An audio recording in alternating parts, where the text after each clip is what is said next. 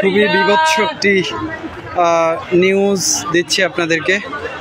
সেটা হচ্ছে এখান থেকে প্রচুর মৃত মানুষের গন্ধ পাওয়া যাচ্ছে, প্রচুর মৃত মানুষের গন্ধ পাওয়া যাচ্ছে।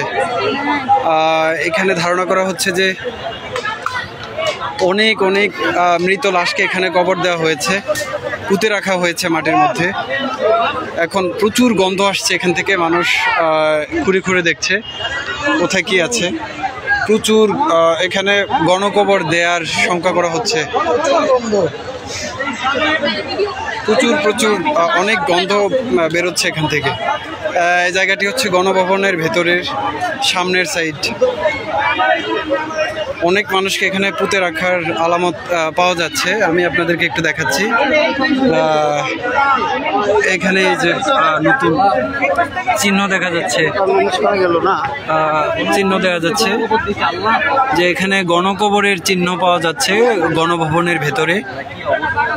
প্রচুর মরা লাশের গন্ধ বেরোচ্ছে এখান থেকে। এখানে উৎসুক মানুষ দেখতে পাচ্ছে।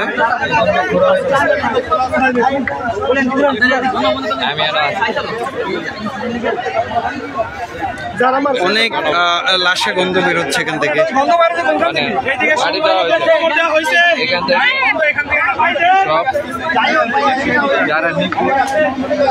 এখানে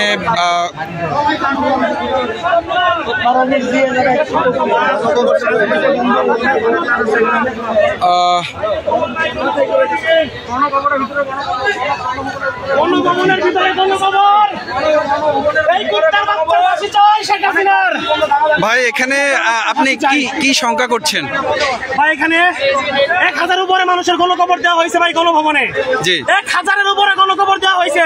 এই স্বৈরাচারী সরকার আমাদের ছাত্রদের গণকবর দিচ্ছে, সাধারণ মানুষের গণকবর দিচ্ছে। ওরা ফাঁসি চাই, ফাঁসি। ওর কুত্তার মতো বিদায় মারতে চাই আমরা জনগণ। বলার নাই।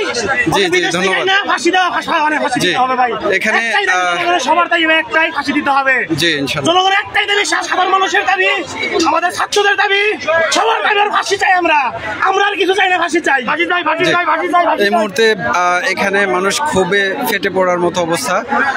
প্রচুর গণকবরের সন্দেহ করা হচ্ছে এখানে গণভবনের সামনেই ভেতরে। তো এখান থেকে প্রচুর গন্ধ বেরোচ্ছে। এখানে টেকাই রায় হয়ে পড়ছে। এখানে চিহ্ন দেখা যাচ্ছে, অনেক নতুন কবরের চিহ্ন পুঁতে রাখা হয়েছে, পুঁতে রাখার চিহ্ন দেখা যাচ্ছে গণভবনের ভেতরে। আল্লাহ ভালো জানেন যে এখানে কি হয়েছে, কি পরিমাণ লাশ এখানে পুঁতে রাখা হয়েছে। আশাবাদী সরকার আমাদের ছাত্র